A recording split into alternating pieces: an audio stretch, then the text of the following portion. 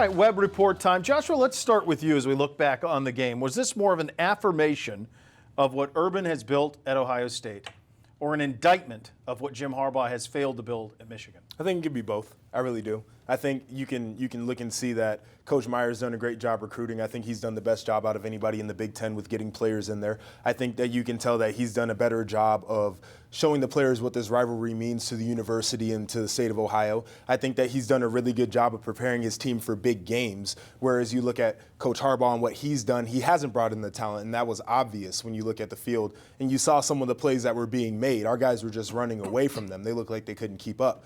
The O-line kind of looked like they were a step behind our D-line, all those kinds of things. And when you look at the rivalry, I feel like a lot of people who are Michigan followers have lost faith in what the rivalry really means because for so many years they've been behind, and now their guy, the one who was supposed to take them there, is now 0-4. Yeah. And so when you really look at everything that's happened, I think it's both an affirmation of Coach Meyer and the job that he's done, and also condemns kind of Coach Harbaugh and how he's handled this situation there in Michigan. It was stunning to me, Dan, like the loss of Devin Bush, for example. Bush goes down, they cannot tackle. Like they don't have any depth. It's amazing to me that 4 years in to a program build that he does not have the depth of talent. I'm not suggesting that he should have the depth of talent of Ohio State. I think Urban and Saban and Dabo recruit on a different level consistently. But I thought he would be closer. I thought they'd be more similar to Penn State, and I know that they beat Penn State this year. But when I just look at the talent on the field, Penn State looks, as a program, seems far ahead of Michigan to me. Yeah, and I think it's just shocking to see how lopsided his game was, how Michigan seemed like it was never in the game. I mean, really the only time it ever felt like Michigan got back into the game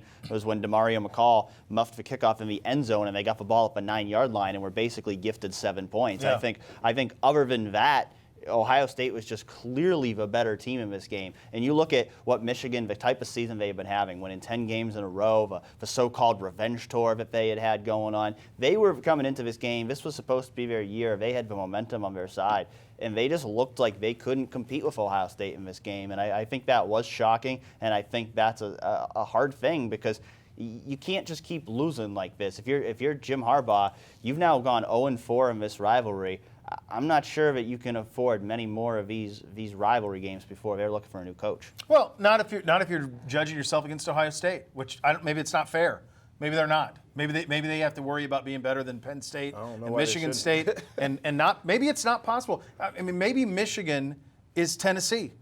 Maybe it's a museum. Maybe it's a place that you can't have sustained success at an elite level anymore. I don't know.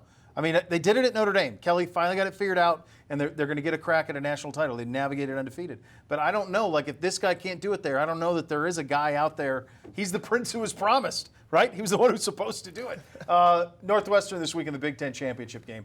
The roadmap to Ohio State playing for a national championship, to me, is very simple in terms of assuring it. Handle your business, root for Bama, and okay, cool, hook 'em. I mean, I think it's really that simple. Yeah, I mean, it really is. And it really does start with handling your business. So these guys have to go into the game and they have to understand that they've got a great opportunity to blow somebody out this weekend. That's not to disrespect Northwestern because I think they've done a really good job with that program. But when you look at apples to apples, when you look at the athletes they've recruited and the athletes that we have recruited, when you look at the coaching staff that they have, the coaches that we've brought together, that there is not really a competition there. I think that there's an opportunity to take a team in Northwestern that doesn't jump off of the film offensively or defensively and say that we've got better players, we've been able to make huge plays, and we can take the opportunity to do that. And the other thing that we have going, too, is Coach Meyer has been in this game before a number of times. We are very familiar with Lucas Oil Stadium and what it means to play in the game and what it feels like, and these guys haven't. And so, obviously, they'll be incentivized to have a little bit of extra juice because of that, but our guys should be mature and they should be poised for this position. There's no reason in my mind why they shouldn't go out there and handle their business. Then, all you got to do is leave it up to some other people to do what they're supposed to do after that.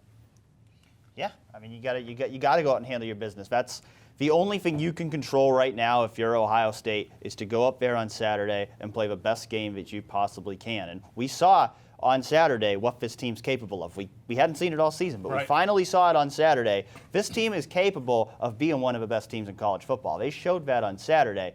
but they've got to go do it again. They've got to show that they don't let that get to their heads. They've got to be able to prepare the exact same way they did last week and really go out there and do what they did 4 years ago and go out and dominate this game, because you have to make a statement to the committee. Right now, it looks like if Oklahoma wins, it's going to come down to those two teams for one spot in the playoff, and Oklahoma's been ahead of them in the rankings all along. So if you're going to jump Oklahoma, you've really got to go out and make a strong statement in this last game of the year. You absolutely do. The good news is even if you win the Big Ten and you miss out on the playoff, the consolation prize is the Rose Bowl, which we haven't played in a very long time. So there's a lot to like there, depending on how this. And who would have thunk a couple of weeks ago that you'd be in this position, right? You think about all the doubters 2 weeks ago. We've come a long ways. This is 11warriors.com web report. We'll see you next week.